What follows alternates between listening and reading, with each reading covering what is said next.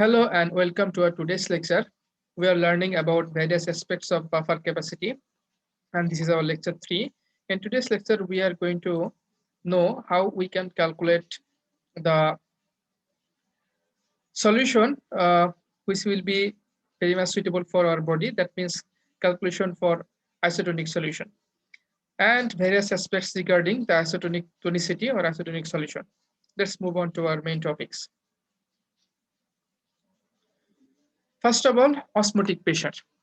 Before going to osmotic pressure, let me explain what is osmosis. Osmosis is a Greek word which means to push.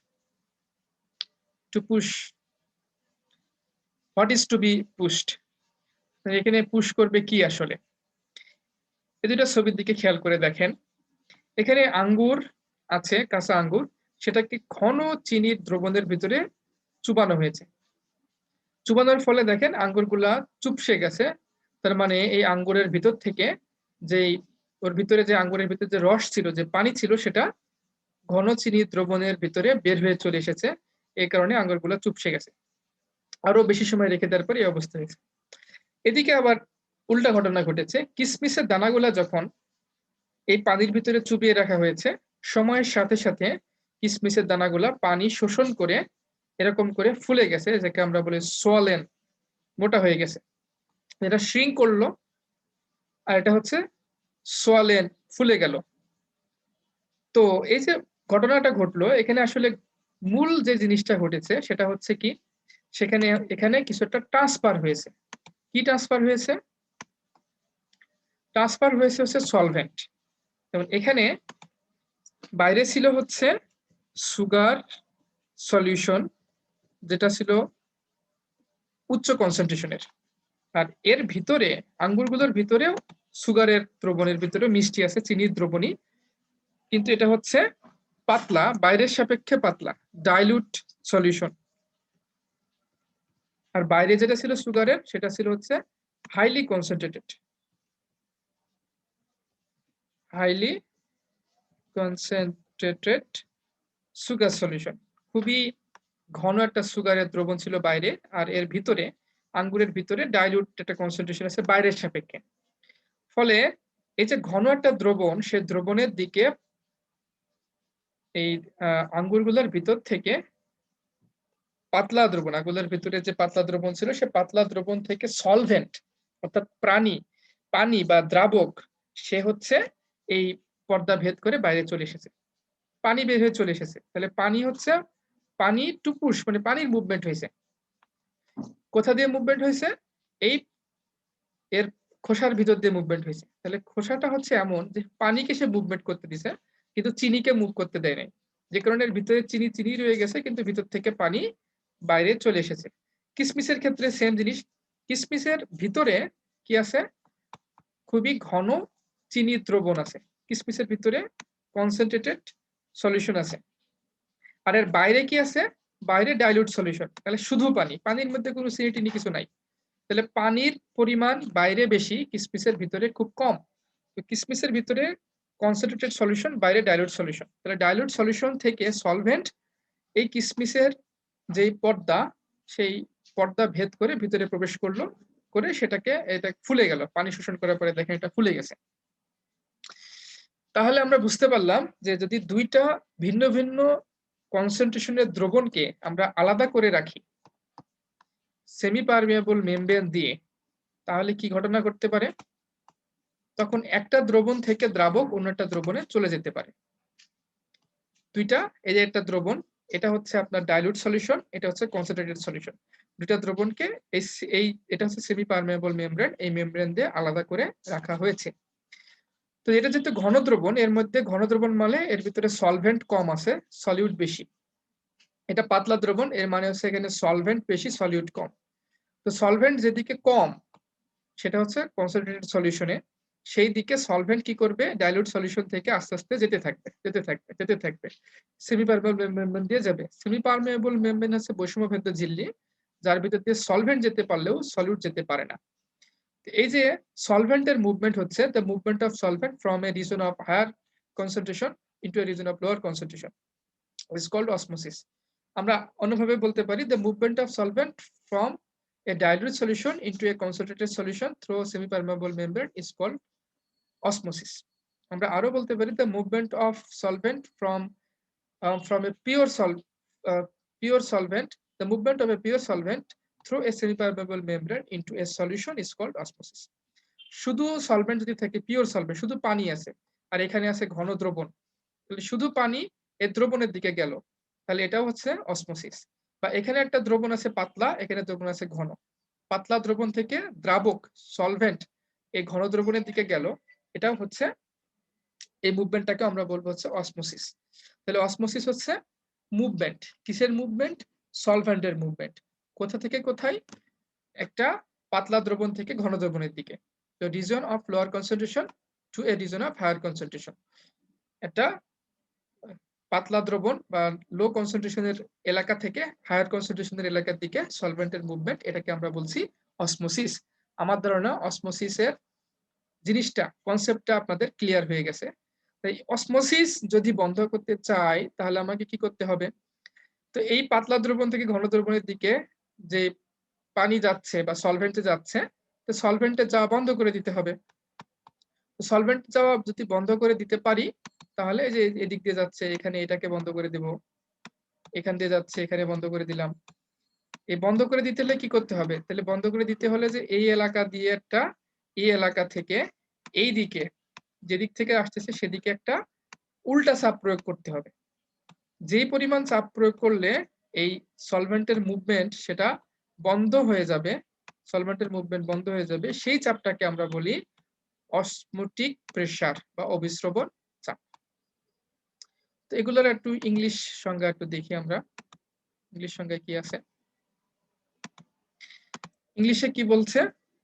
The flow of solvent through a semi-permeable membrane from pure solvent to solution or from a dilute solution to concentrated solution is termed osmosis. Osmosis হচ্ছে সলভেন্টের movement কার ভিতর দিয়ে? Throw এ সেমি-পারমেবল membrane, এটা বৈষম্যবদ্ধ ঝিল্লির ভিতর দিয়ে মুভমেন্টটা হয়। কোথা থেকে কোথায়? পিওর সলভেন্ট থেকে সলিউশনের দিকে অথবা ডাইলিউট সলিউশন থেকে কনসেন্ট্রেটেড সলিউশনের দিকে হয়। তো এভাবে করে ডাইলিউট সলিউশন থেকে কনসেন্ট্রেটেড সলিউশনের দিকে অথবা পিওর সলভেন্ট থেকে সলিউশনের দিকে সলভেন্টের যে মুভমেন্ট তাকে আমরা বলি অসমোসিস। অসমোসিস। এবার আসে osmotic pressure. The pressure, osmotic pressure may be defined as the external pressure applied to the solution in order to stop the osmosis of the solvent into the solution separated by semi-permeable membrane. এর মানে হলো osmotic প্রেসারকে আমরা বলতে পারি সেই pressure, সেই external pressure মানে বাইরের প্রেসার আর কি, সেই বাইরের প্রেসার অ্যাপ্লাইড টু, যেটা প্রয়োগ করা হয়, to the solution in order to stop osmosis, যেটা প্রয়োগ করা হয় অসমোসিস বন্ধ করার জন্য। অসমোসিস বন্ধ করার মানে কি? বন্ধ করতে হবে কি? Movement of solvent into the solution separated by semipermeable membrane. একটা সলিউশনের ভিতরে সলভেন্টের যে মুভমেন্ট হচ্ছিল সেমি-পারমেবল মেমব্রেন দিয়ে যখন আলাদা করা হচ্ছে দুটো সলিউশন, তখন তো একটা সলিউশন থেকে অপর একটা সলিউশনে সলভেন্টের মুভমেন্ট হচ্ছিল। তো এই মুভমেন্টটা বন্ধ করার জন্য যে এক্সটার্নাল প্রেসারটা অ্যাপ্লাই করলে এই মুভমেন্ট বন্ধ হয়, সেই এক্সটার্নাল প্রেসারটাকে আমরা বলছি অসমোটিক প্রেসার, তাকে আমরা বলছি অসমোটিক প্রেসার। তাহলে অসমোটিক প্রেসার জিনিসটা বুঝতে পেরেছেন। অসমোটিক প্রেসারকে পাই দিয়ে প্রকাশ করা হয়। এটা একটা প্রেসার, যে প্রেসারটা দিলে অসমোসিস বন্ধ হবে, সেমি পারমেবল মেমব্রেন দিয়ে দেখাইছি আর কি। A membrane which permits permeable to solvent and not to the solute is called semi-permeable membrane. এটাও বলা হয়েছে যে semi-permeable membrane হলো সেই মেমব্রেন যেটা সলভেন্টকে যেতে দিলেও সলিডকে যেতে দেয় না। যেমন ফেরোসায়ানাইড, কিউপ্রিক ফেরোসায়ানাইড, এগুলো হচ্ছে semi-permeable মেমব্রেনের উদাহরণ। আচ্ছা, তো অসমোসিস, অসমোটিক প্রেসারের উপর ভিত্তি করে আমরা সলিউশনকে ক্লাসিফাই করি। অসমোসিস কাকে বলে জানি, অসমোটিক প্রেসার কাকে বলে সেটাও বললাম। অসমোটিক প্রেসারকে পাই দিয়ে প্রকাশ করা হয়। এখন মনে করেন আমার একটা সলিউশন আছে, এখানে, আর একটা সলিউশন আছে এখানে, অথবা আমাদের বডির মধ্যে এক ধরনের সলিউশন আছে, আর বডির বাইরে অন্য এক ধরনের সলিউশন আছে। এই সলিউশন যেটা আছে তার এটা সলিউশন এখানে রয়েছে, এখানে আরেকটা সলিউশন আছে। তো সলিউশন যখন আছে তখন অবশ্যই তার অসমোটিক প্রেসার থাকবে, কারণ এটা যদি আরেকটা সলিউশনের সাথে সেমি পারমেবল মেমব্রেন দিয়ে আলাদা করে দেওয়া হয় তাহলে হয়তো সলভেন্টের মুভমেন্ট হবে, কম হোক বেশি হোক সলভেন্টের মুভমেন্ট হবে। সুতরাং সলিউশন থাকলে ধরে নেওয়া যায় তার অসমোটিক প্রেসার থাকবে। সুতরাং দুইটা সলিউশনের প্রত্যেকেই অসমোটিক প্রেসার আছে। এখন এই দুইটা সলিউশনের অসমোটিক প্রেসার যদি একই রকম হয় তখন সেটাকে আমরা বলবো আইসোটোনিক সলিউশন।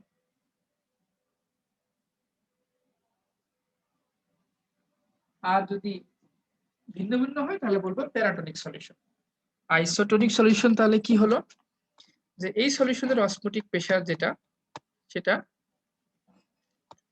ওই সলিউশনের অসমোটিক প্রেসারের সমান। এর অসমোটিক প্রেসার, এর একটা অসমোটিক প্রেসার থাকবে, অসমোটিক প্রেসার, এবং এই সলিউশনের একটা অসমোটিক প্রেসার থাকবে। যদি দুইটা সলিউশনের অসমোটিক প্রেসার সমান সমান হয় তাহলে তাদেরকে বলবো তারা আইসোটোনিক সলিউশন। আর যদি আমাদের বডি সলিউশনের সাথে অসমোটিক প্রেসারের তুলনা করি তাহলে যদি আমাদের এই সলিউশনের অসমোটিক প্রেসার আমাদের বডি ফ্লুইডের অসমোটিক প্রেসারের সাথে মিলে যায়, বডি ফ্লুইডের অসমোটিক প্রেসার আর এই সলিউশনের অসমোটিক প্রেসার সমান সমান হয় তাহলে তাদেরকে এই সলিউশনটাকে বলবো আমাদের বডি ফ্লুইডের সাপেক্ষে আইসোটোনিক সলিউশন। মজার বিষয় হলো আমাদের বডি ফ্লুইডের যে অসমোটিক প্রেসার সেটা হচ্ছে 0.9% সোডিয়াম ক্লোরাইডের অসমোটিক প্রেসারের সমান, অসমোটিক প্রেসারের সমান। তাহলে যদি কোনো সলিউশনের অসমোটিক প্রেসার 0.9% সোডিয়াম ক্লোরাইডের অসমোটিক প্রেসারের সমান হয় তাহলে সেই সলিউশনটা হবে আইসোটোনিক সলিউশন।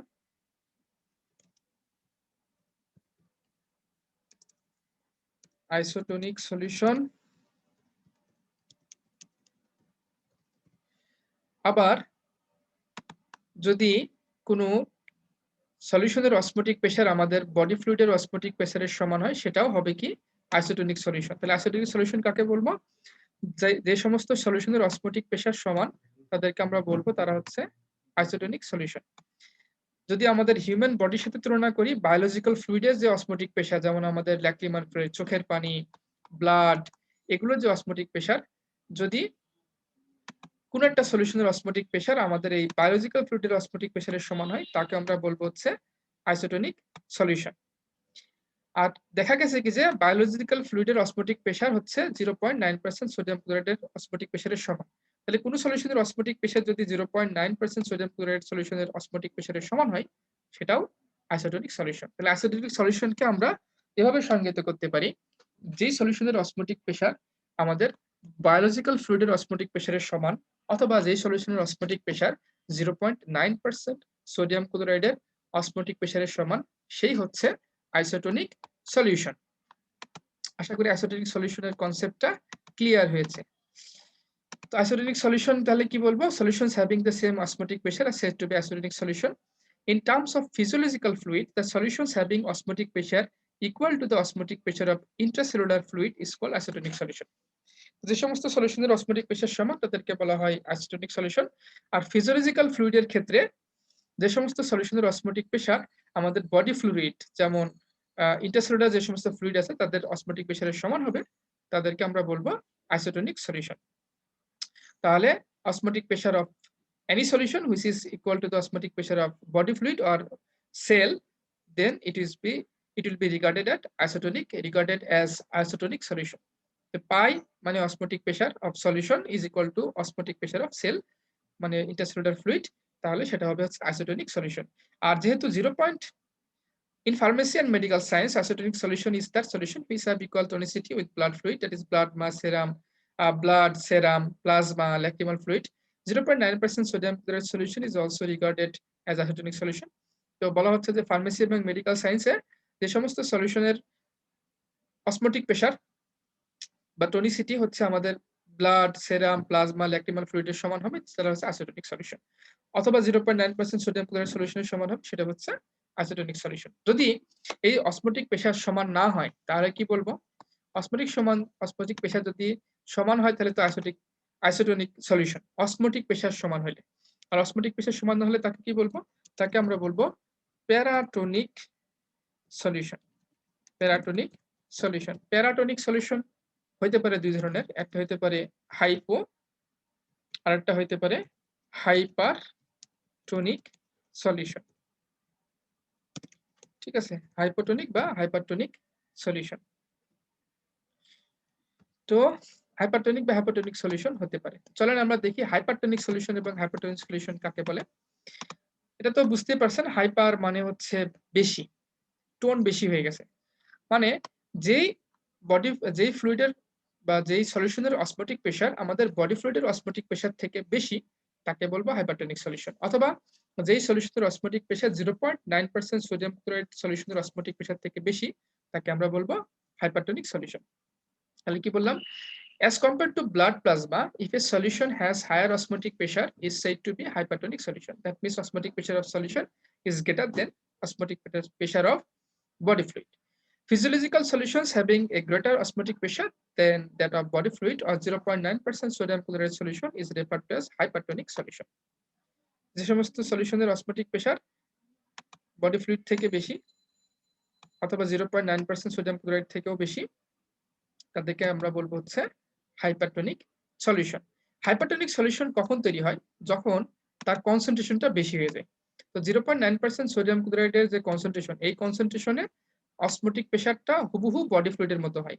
তার মানে কনসেন্ট্রেশন, ওই সলিউশনের কনসেন্ট্রেশন 0.9% সোডিয়াম ক্লোরাইডের কনসেন্ট্রেশন থেকে বেশি। যদি বেশি হয় তাহলে যেমন এর কনসেন্ট্রেশন হচ্ছে 0.9% সোডিয়াম ক্লোরাইডের সমান। সোডিয়াম ক্লোরাইডের সমান। আর এর কনসেন্ট্রেশন হচ্ছে মনে করেন 1%। 1% সোডিয়াম ক্লোরাইডের সমান। তো 1% সোডিয়াম ক্লোরাইড 0.9% থেকে অনেক বেশি। 1% সোডিয়াম ক্লোরাইডের যে কনসেন্ট্রেশন সেটা হচ্ছে 0.9% থেকে অনেক অনেক গুণ বেশি। তাহলে কনসেন্ট্রেশন বেশি হয়ে গেলে তার অসমোটিক প্রেসার বেশি হয়ে যাবে। অসমোটিক প্রেসার বেশি হয়ে গেলে তাকে আমরা বলবো হাইপারটোনিক সলিউশন। আচ্ছা, এখন যদি অসমোটিক প্রেসার কম হয়, 0.9% সোডিয়াম ক্লোরাইড সলিউশন থেকে অসমোটিক প্রেসার যদি কম হয় বা বডি ফ্লুইডের যে অসমোটিক প্রেসার তার থেকে যদি অসমোটিক প্রেসার কম হয় তাহলে সেটাকে আমরা বলবো হাইপোটোনিক সলিউশন। কি বলবো? The solutions as compared to body fluid or blood plasma, if a solution has lower osmotic pressure, is said to be hypotonic solution, where the osmotic pressure of solution is lower than the osmotic pressure of body fluid. That means the solution has a lower osmotic pressure and the body fluid has a higher osmotic pressure. Or we can also say that physiological solutions with an osmotic pressure lower than that of body fluid or 0.9% sodium chloride solution will be referred to as hypertonic. এটা hypotonic হবে না, এটা hypotonic হবে। referred as hypotonic solution. তার মানে আমরা বলতে পারি যে এই সলিউশনের কনসেন্ট্রেশন কেমন? সলিউশনের কনসেন্ট্রেশন মনে করেন 0.5%, 0.5% সোডিয়াম ক্লোরাইডের সমান। 0.5% সোডিয়াম ক্লোরাইডের কনসেন্ট্রেশন আছে এটার, আর এটার কনসেন্ট্রেশন কতটুকু? এটা হচ্ছে 0.9% সোডিয়াম ক্লোরাইডের কনসেন্ট্রেশনের সমান। তো অবভিয়াসলি এটার কনসেন্ট্রেশন হচ্ছে কম, এটার কনসেন্ট্রেশন বেশি। ফলে এটাকে আমরা বলবো হচ্ছে হাইপোটোনিক সলিউশন। এটা কনসেন্ট্রেশন বেশি, এটা কম, হাইপোটোনিক সলিউশন বলবো। তো হাইপোটোনিক সলিউশন, হাইপারটোনিক সলিউশন, দুই ধরনের সলিউশনকে আমরা বলি প্যারাটোনিক সলিউশন। এবং এগুলো যদি বডিতে ইনজেক্ট করে দেওয়া হয় এটা বডির জন্য খুবই মারাত্মক অবস্থা সৃষ্টি করে। কি অবস্থা সৃষ্টি করে সেটা আমরা একটু পরে দেখব। তার দুইটাকে মিলে আমরা বলছিলাম হাইপোটোনিক দুইটা মিলে এটাকে বলা হয় প্যারাটোনিক সলিউশন। হাইপোটোনিক এবং হাইপোটোনিক দুইটাকে একত্রে বলা হয় প্যারাটোনিক সলিউশন। তো দেখুন আমরা ইনজেক্ট যদি করি বডির মধ্যে হাইপার বা হাইপোটোনিক তাহলে কি ধরনের ঘটনা ঘটতে পারে? দেখতে পাচ্ছেন খুবই মারাত্মক ঘটনা ঘটতে পারে। এখানে দেখেন যে পিক্টোরিয়াল ডিপিকশন এখানে দেখানো হয়েছে ছবির মাধ্যমে। যখন আপনি একটা ইনজেকশন দিয়ে দেন বডির মধ্যে, সেই ইনজেকশনটা রক্তের ভিতরে চলে যায়। রক্তের মধ্যে সেল আছে, তো মনে করেন এটা হচ্ছে রক্তের আরবিসি, লোহিত রক্তকণিকা। তো লোহিত রক্তকণিকার আশপাশ দিয়ে আপনার ইনজেকশনটা প্রবাহিত হতে থাকবে। আপনি যেই ইনজেকশনটা ব্লাডের ভিতরে দিয়েছেন সেটা হচ্ছে, প্রথমে ধরে নেন হাইপারটনিক সলিউশন। হাইপারটনিক সলিউশন তার মানে তার যে কনসেন্ট্রেশন সেটা হচ্ছে 0.9% সোডিয়াম ক্লোরাইড থেকে তার কনসেন্ট্রেশন কি হবে, হাইপারটনিক হলে অবশ্যই বেশি হবে। হতে পারে সেটা হচ্ছে 1% সোডিয়াম ক্লোরাইডের সমান। 1% তো 0.9% থেকে অনেক বেশি। সুতরাং তার কনসেন্ট্রেশন যেহেতু অনেক বেশি, হাইপারটনিক সলিউশনটি ইনজেক্ট করছেন, তার কনসেন্ট্রেশন অনেক বেশি। এখন এই বেশি কনসেন্ট্রেশনে যদি একটা দ্রবণ আপনার ব্লাডের সেলের আশপাশ দিয়ে ঘুরতে থাকে তাহলে কি হবে, ব্লাডের সেলের যেই মেমব্রেন সেটা হচ্ছে সেমি পারমেবল মেমব্রেন। এই যে সেমি পারমেবল মেমব্রেন, এটা হচ্ছে সেমি পারমেবল মেমব্রেন। এই মেমব্রেনটা সেমি পারমেবল, তার মানে হলো এর ভিতর দিয়ে সলভেন্ট খুব সহজে বাইরে বেরিয়ে চলে আসতে পারে। তো ভিতরে হচ্ছে ব্লাডের যে সেল, আরবিসির সেলের ভিতরে যে সলিউশনটা সেটা হচ্ছে 0.9% সোডিয়াম ক্লোরাইডের সলিউশন। আর ব্লাডের সেলের আশপাশে যে সলিউশনটা এখন ঘোরাফেরা করছে সেটা হচ্ছে কত, এই যে আশপাশে যে সলিউশনটা সেটা হচ্ছে 1%, মানে অনেক বেশি, 0.9% থেকে অনেক হায়ার কনসেন্ট্রেশনের সলিউশন, মানে এটা হচ্ছে অনেক হায়ার কনসেন্ট্রেশনের সলিউশন। ফলে কি হবে, আমরা জানি যে দুইটা সলিউশনের যদি কনসেন্ট্রেশন ভিন্ন হয় তখন যেই সলিউশনের কনসেন্ট্রেশন কম থাকে সেখান থেকে সলভেন্ট বেশি কনসেন্ট্রেশনের সলিউশনের দিকে সেমি পারমেবল মেমব্রেন দিয়ে বের হয়ে চলে আসে। যেহেতু আশপাশে যে সলিউশনটা আছে সেটার কনসেন্ট্রেশন বেশি, আর ব্লাডের সেলের ভিতরে যে সলিউশনটা আছে তার কনসেন্ট্রেশন কম, তার মানে ভিতরে পানির পরিমাণ বেশি, বাইরে পানির পরিমাণ কম। ভিতরে সলভেন্ট বেশি, বাইরে সলভেন্ট কম। ফলে সলভেন্ট কি করবে, এই সেমি পারমেবল মেমব্রেন দিয়ে সলভেন্টটা আস্তে আস্তে বের হয়ে আসবে। এই যে বের হয়ে চলে আসতেছে, বের হয়ে চলে আসবে। বের হয়ে আসতে আসতে কি হবে, বের হয়ে আসতে আসতে এদিক দিয়ে সব দিক দিয়ে বের হচ্ছে, এদিক দিয়ে বের হচ্ছে, এদিক দিয়ে বের হচ্ছে, এদিক দিয়ে বের হচ্ছে, পানি বের হয়ে চলে আসছে। বের হইতে হইতে যেরকম চুপসে যাবে সেলটা, এরকম চুপসে যাবে। দেখেন এই যে এরকম চুপসে গেছে, পানি বের হইতে হইতে এটা চুপসে যাবে। এখানেও দেখেন চুপসে যাবে, পানি বের হইতে হইতে চুপসে গেল। পানি কেন বের হলো, কারণ বললাম যে ভিতরের কনসেন্ট্রেশন কম ছিল, বাইরে যে সলিউশন ছিল তার কনসেন্ট্রেশন বেশি। তো হায়ার কনসেন্ট্রেশনের একটা সলিউশন আর লোয়ার কনসেন্ট্রেশনের একটা সলিউশন যদি সেমি পারমেবল মেমব্রেন দিয়ে পাশাপাশি আলাদা করে রাখা হয় তাহলে যেখানকার কনসেন্ট্রেশন কম হয় যে সলিউশনের, সেই কনসেন্ট্রেশন কম সলিউশন থেকে সলভেন্ট বেশি কনসেন্ট্রেশন আলা সলিউশনের দিকে অটোমেটিক্যালি বের হয়ে চলে আসে। এটাকে বলা হয় হচ্ছে অসমোসিস। তো অসমোসিস প্রক্রিয়া কি হলো, পানি বের হয়ে চলে আসে। ঠিক সে আঙ্গুরের মতো, যে আঙ্গুরগুলা ঘন একটা চিনি দ্রবণে রাখার কারণে আস্তে আস্তে পানি বের হয়ে চুপসে গেছিল, ঠিক এরকম চুপসে গেল। এটাকে বলা হয় কেন্ড্রেশন বা প্লাজমোলাইসিস। এটা একটা সাময়িক অবস্থা আর কি। এটার কারণে সেলগুলো পুরোপুরি নষ্ট হয়ে যায় না, পুরোপুরি ধ্বংস হয় না, কারণ সেলগুলা যেহেতু ঘুরতে থাকে, তো যেখানে আপনি ইনজেকশন করছেন সেখানে ইনজেকশনটা এই জায়গাটায় অনেক কনসেন্ট্রেশন বেশি, হয়তো আরো সামনের দিকে অগ্রসর হলে, রক্তনালী দিয়ে আরো সামনের দিকে অগ্রসর হলে সেখানে হয়তো এত কনসেন্ট্রেশন নাই। ফলে আস্তে আস্তে ঘুরতে ঘুরতে একসময় তারা আবার পানি শোষণ করে আগের অবস্থায় আসতে পারে। তো শর্ত হলো যে ইনজেকশনটা খুব আস্তে আস্তে করতে হবে। একবারে বেশি পরিমাণে ইনজেকশন করলে আবার অনেকগুলো সেল এরকম কেন্দ্রেশন বা প্লাজমোলাইসিসে চলে যাবে, ফলে সেগুলো আগের অবস্থায় ফেরত নাও আসতে পারে। গেল এটা একটা সিনারিও। এরপরে আপনি আরেক ধরনের সলিউশন তৈরি করেছেন, যেটা হচ্ছে, এবার তো বললেন ঠিক আছে সেবার তো হাইপারটনিক বানাইছি, এবার আমি একটা হাইপোটনিক সলিউশন বানাই। তো আপনি একটা সলিউশন বানাইছেন 0.1% তার কনসেন্ট্রেশন, সোডিয়াম ক্লোরাইডের কনসেন্ট্রেশনের সমান একটা সলিউশন বানিয়েছেন এবং সেটা আপনি ইনজেকশনে দিয়ে দিয়েছেন। তো ফলে এবার কি হলো দেখেন, এবার আপনার সলিউশনের কনসেন্ট্রেশন মূল যেই বডি ফ্লুইডের কনসেন্ট্রেশন, বডি ফ্লুইডের সলিউশনের যে কনসেন্ট্রেশন তার থেকে অনেক অনেক কম। মানে আপনারটা হচ্ছে পাতলা দ্রবণ হয়ে গেছে। আর বডি ফ্লুইডটা তখন কি, বডি ফ্লুইডটা আপনার সাপেক্ষে ঘন দ্রবণ। এরকম একটা সলিউশন যদি হয় তাহলে কি হবে, এই যে এরকম একটা সলিউশন। তো এরকম একটা সলিউশন যখন আশপাশে থাকে তখন কি হয়, তখন কিসমিসের যে দানা তার কনসেন্ট্রেশন, ভিতরে যেই চিনির দ্রবণের কনসেন্ট্রেশন সেটা হচ্ছে অনেক বেশি, আর আশপাশে শুধু পানি। পানিতে কোনো চিনি নাই। তাহলে পানিতে চিনির পরিমাণ নাই মানে পানি হচ্ছে পাতলা দ্রবণ। ডাইলিউট সলিউশন বা পিওর সলভেন্ট। তাহলে কি হলো? সেই কিসমিসের দানার ভিতরে তার পর্দা ভেদ করে পানিগুলো ঢুকতে থাকলো। ভিতরে প্রবেশ করতে থাকলো। এখানেও তাই হবে। আশপাশে যেহেতু যে সলিউশনটা আপনি দিয়েছেন ইনজেকশন করে সেটা যে এই সলিউশনটা খুবই পাতলা। আর এই ব্লাড সেলের মধ্যে যে সলিউশনটা আছে যেটা হচ্ছে 0.9% সোডিয়াম ক্লোরাইডের সমান। সেলের মধ্যে এই কনসেন্ট্রেশন বিদ্যমান। তাহলে সেলের মধ্যে এখন হয়ে গেছে একটা ঘন দ্রবণ আর সেলের আশপাশে হয়ে গেছে পাতলা দ্রবণ। তো সেলের ভিতরে যদি ঘন দ্রবণ আর বাইরে আশপাশে পাতলা দ্রবণ থাকে আর এই যে সেমি পারমেবল যে মেমব্রেনের কথা বললাম সেটা দিয়ে এটাকে আলাদা করে রাখা হয়েছে। তার মানে পাতলাগুলো এখন বাইরে, পাতলা দ্রবণটা বাইরে আর ঘন দ্রবণটা এখন ভিতরে। যদি তাই হয় তাহলে ঘন দ্রবণ যদি ভিতরে আর পাতলা দ্রবণ বাইরে হয় তখন কি হবে? ঘন দ্রবণের দিকে পাতলা দ্রবণ থেকে পানি ঢুকতে শুরু করবে। এটা তো আমরা জানি অসমোসিস প্রক্রিয়া ঢোকা শুরু করবে। তো প্রচুর পরিমাণে পানি সেলের মধ্যে যে প্রবেশ করতেছে। প্রচুর পরিমাণে পানি সেলের মধ্যে প্রবেশ করবে। এই যে প্রবেশ করতেছে।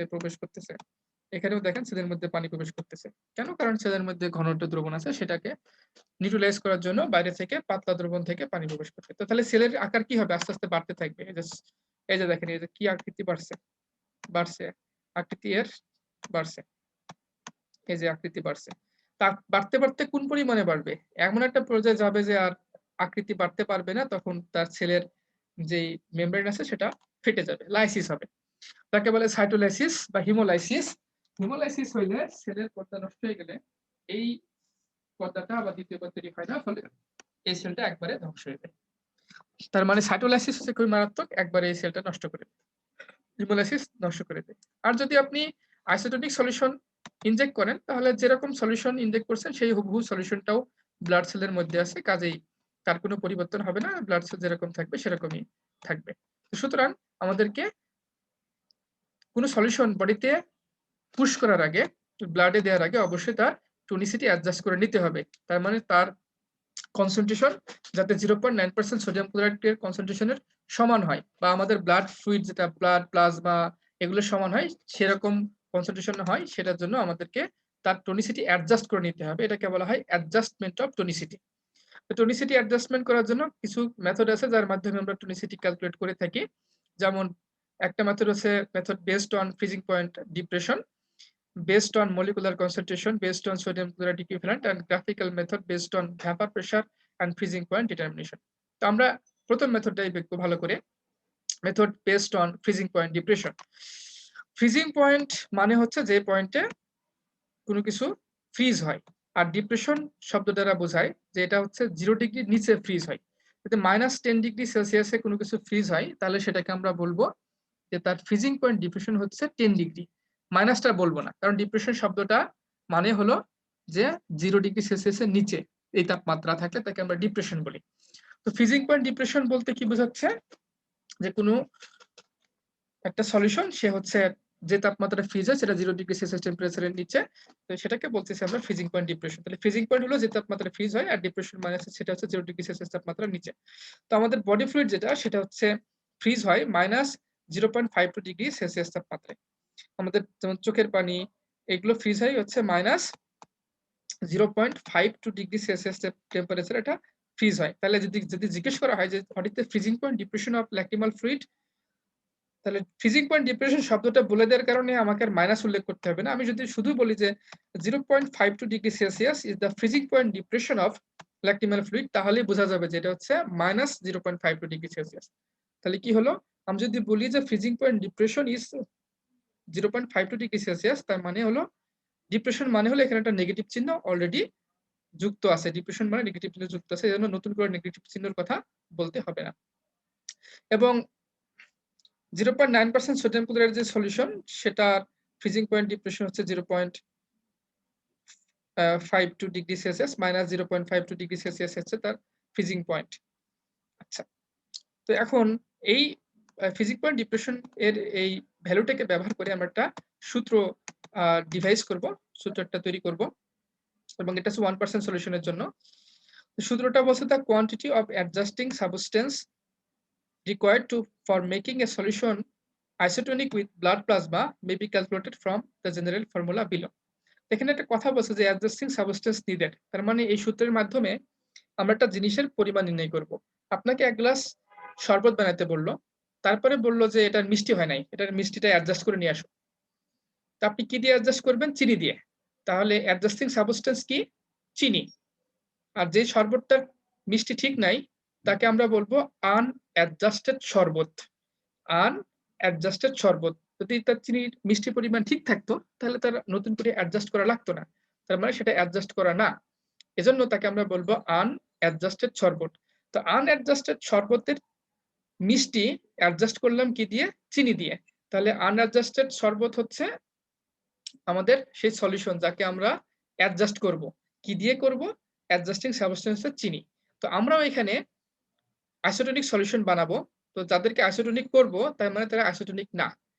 তাদের আইসোটোনিক না, তাদের টনিসিটি অ্যাডজাস্ট করতে হবে।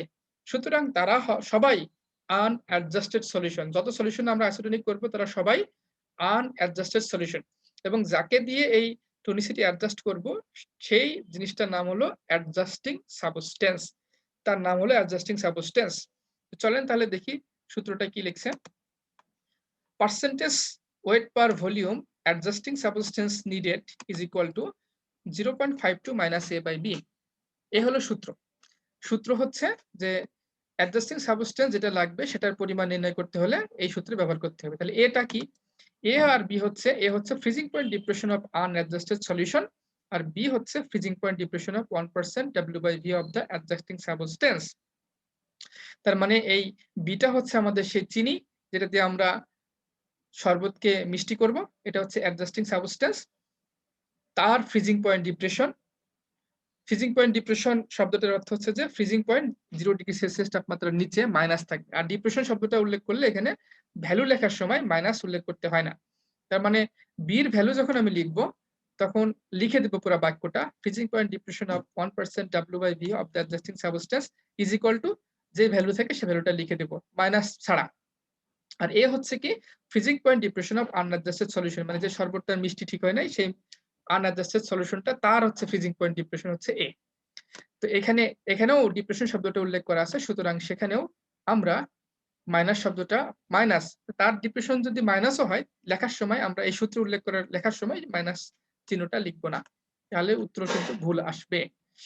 তো ঠিক আছে, তাহলে আমরা বুঝলাম এ হচ্ছে freezing point depression of unadjusted solution, আর বি হচ্ছে অ্যাডজাস্টিং সাবস্টেন্স। তো আমরা দেখি একটা অঙ্ক। অঙ্কে বলতেছে find out the concentration of sodium chloride required to render or make a 1% solution of cocaine hydrochloride isotonic with blood plasma.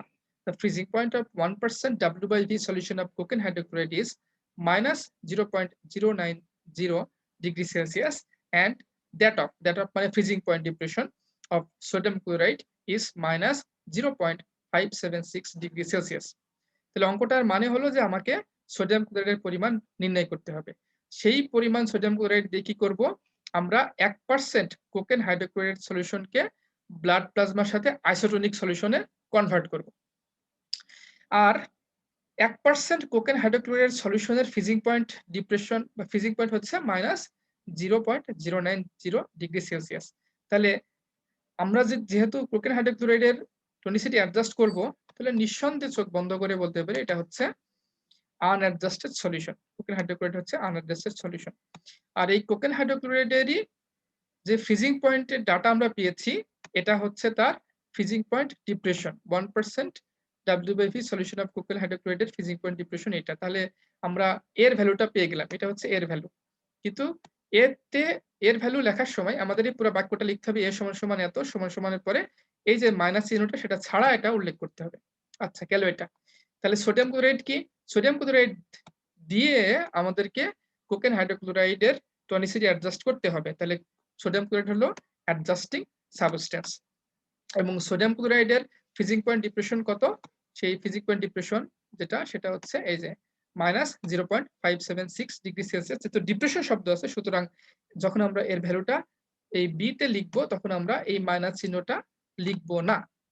তাহলে আমরা কি কি পেয়ে গেলাম? সবই পেয়ে গেলাম। অ্যাডজাস্টিং সাবস্টেন্স খুঁজে পেয়েছি, আনঅ্যাডজাস্টেড সলিউশনস খুঁজে পেয়েছি, তাদের ফ্রিজিং পয়েন্ট ডিপ্রেশন খুঁজে পেয়েছি। তো চলেন আমরা তাহলে এখন সূত্রে বসিয়ে দিই। সূত্রে বসিয়ে দিলাম, সূত্রে বসিয়ে দিলে উত্তর আসলো হচ্ছে 0.746%। কেন এই পার্সেন্ট উত্তরে আসলো? কারণ আমাদের প্রথমেই বলা হয়েছিল যে উত্তরটা আসবে পার্সেন্ট W/V তে। সুতরাং এই উত্তরটা কিসে আসছে? পার্সেন্ট W/V তে এসেছে। আশা করি ম্যাথমেটিক্সের ক্যালকুলেশনটা আপনারা বুঝতে পেরেছেন। যদি বুঝে থাকেন তাহলে এই অঙ্কটা আপনারা বাসায় করবেন। এই অঙ্কে কি বলা হয়েছে? Concentration of sodium chloride required to render or make a 1.5% solution of broken hydrochloride isotonic with blood plasma. The freezing point of 1% W/V solution of broken hydrochloride is minus 0.122 degrees Celsius, and the freezing point depression of sodium chloride is 0.576 degrees Celsius. তার মানে আমাদেরকে একটা solution দেওয়া আছে broken হাইড্রোক্লোরাইডের, সেইটার টনিসিটি adjust করতে হবে। তার মানে এটা হচ্ছে আমাদের আনঅ্যাডজাস্টেড সলিউশন। আনঅ্যাডজাস্টেড সলিউশনের ফ্রিজিং পয়েন্ট কত দেওয়া আছে? 1% আনঅ্যাডজাস্টেড সলিউশনের ফ্রিজিং পয়েন্ট দেওয়া আছে মাইনাস 0.122 ডিগ্রি সেলসিয়াস। আচ্ছা, গুড। এবং আমাদেরকে টনিসিটি অ্যাডজাস্ট করতে হবে সোডিয়াম ক্লোরাইড ব্যবহার করে। সুতরাং সোডিয়াম ক্লোরাইড হলো আমাদের অ্যাডজাস্টিং সাবস্টেন্স, এবং সোডিয়াম ক্লোরাইডের ফ্রিজিং পয়েন্ট কত? 1% সোডিয়াম ক্লোরাইডের ফ্রিজিং পয়েন্ট হচ্ছে মাইনাস 0.576 ডিগ্রি সেলসিয়াস।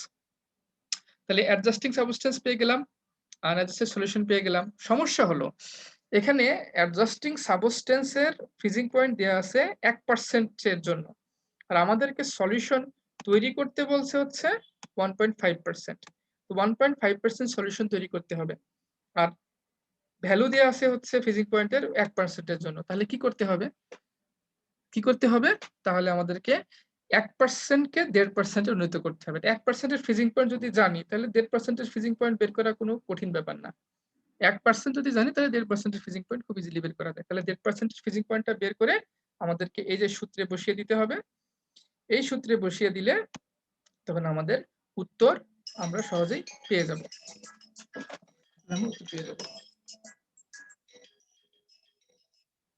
এই ছিল হচ্ছে আমাদের ফ্রিজিং পয়েন্ট ডিপ্রেশনের ম্যাথ।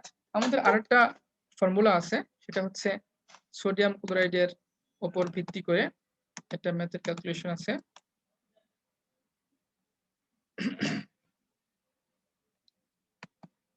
এটা মানে দেখতে অনেক বড় আর কি, সোডিয়াম ক্লোরাইড ইকুইভ্যালেন্টস এর ম্যাথ। তো এই ম্যাথে হচ্ছে this method has gained popularity. Sodium chloride method is used defined as the weight of sodium chloride solution which will produce the same osmotic pressure as 1 gram of the drug to prepare an isotonic solution. তো সেখানে কি করতে হয়? Formula হচ্ছে, এই ফর্মুলাটা বিশাল বড় কিন্তু ম্যাথ আসলে খুবই ছোট। Percentage of sodium chloride for adjustment to isotonicity is equal to 0.9 minus percent strength of drug solution multiplied by sodium chloride equivalent of the drug. এই হচ্ছে সূত্র হচ্ছে percentage of sodium chloride for adjustment to tonicity is equal to 0.9 minus percentage strength of drug solution multiplied by sodium chloride equivalent of the drug. একটা অঙ্ক দেখেন, এখানে বলছে calculate the percentage of potassium nitrate required to make 0.5% isotonic solution of silver nitrate. The sodium chloride equivalent of potassium nitrate is 0.56 and sodium chloride equivalent of silver nitrate is 0.366. তাহলে সূত্র অনুযায়ী আমরা এখানে যদি একটা একটা করে বসাই, সূত্রে হচ্ছে 0.9 আছে পাইলাম। Percent strength of drug solution সেটা হচ্ছে 0.5% আইসোটোনিক সলিউশন তৈরি করতে হবে। তাহলে এটাই হচ্ছে আমাদের percent strength of drug solution 0.5 পাওয়া গেল। Sodium chloride equivalent of the drug, sodium chloride equivalent of drug, তো আমরা কার সলিউশন বানাবো? সিলভার নাইট্রেটের সলিউশন বানাবো। তাহলে সিলভার নাইট্রেট হলো আমাদের সেই ড্রাগ সলিউশন যার 0.5% সলিউশন বানাবো, আর সিলভার নাইট্রেটের সোডিয়াম ক্লোরাইড ইকুইভ্যালেন্ট হচ্ছে 0.33। তো এটা পেয়ে গেলাম 0.33। এখান থেকে ক্যালকুলেট করে আমরা পেয়ে গেলাম হচ্ছে 0.735। এটা হচ্ছে সিলভার নাইট্রেটের, যদি শুধুমাত্র একলা থাকতো তাহলে শুধুমাত্র সিলভার নাইট্রেটের জন্য এর পার্সেন্ট অফ সোডিয়াম ক্লোরাইড যতটুকু লাগে তার পার্সেন্ট বের হয়ে আসছে, অর্থাৎ 0.735% সোডিয়াম ক্লোরাইড লাগবে শুধুমাত্র সিলভার ক্লোরাইড দিয়ে যদি আমরা একটা সলিউশন তৈরি করি তার জন্য। কিন্তু প্রশ্ন হলো আমাদের সোডিয়াম ক্লোরাইড দিয়ে যেটা বের করলাম যত পার্সেন্ট সোডিয়াম ক্লোরাইড লাগবে সেটা বের করতে হবে পটাশিয়াম নাইট্রেটের জন্য। আর পটাশিয়াম নাইট্রেটের পার্সেন্টেজ আগে থেকেই দেয়া আছে, তার ইকুইভ্যালেন্ট দেয়া আছে হচ্ছে 0.56%। তাহলে আমরা যে উত্তরটা পেলাম সেটাকে 0.56 দিয়ে ভাগ দিতে হবে, ভাগ দিলে যে উত্তরটা আসবে সেটাই হচ্ছে আমাদের ফাইনাল উত্তর। যদি পটাশিয়াম নাইট্রেটের শব্দটা উল্লেখ না থাকতো তাহলে শুধুমাত্র এতটুকু করলেই এই 0.735% এটাই হতো আমাদের উত্তর। তো এই হচ্ছে সোডিয়াম ক্লোরাইডের মেথড। এই ম্যাথগুলো আপনারা পাবেন হচ্ছে ডিসপেন্সিং ফর ফার্মাসিউটিক্যাল স্টুডেন্টস এ পাবেন, বা ফার্মাসিউটিক্যাল ক্যালকুলেশনস এখানেও পেতে পারেন। Mathematical calculation for pharmaceutical student, এরকম অনেক ম্যাথমেটিক্যাল ক্যালকুলেশনের বই আছে, সেগুলোর থেকে আপনারা এগুলো প্র্যাকটিস করতে পারেন। তো সবাইকে ক্লাসে অংশগ্রহণ করার জন্য ধন্যবাদ। আপনাদের কোনো প্রশ্ন থাকলে সেটা হচ্ছে আপনারা জিজ্ঞেস করতে পারবেন। সবাইকে ধন্যবাদ। Thanks to all for joining the class.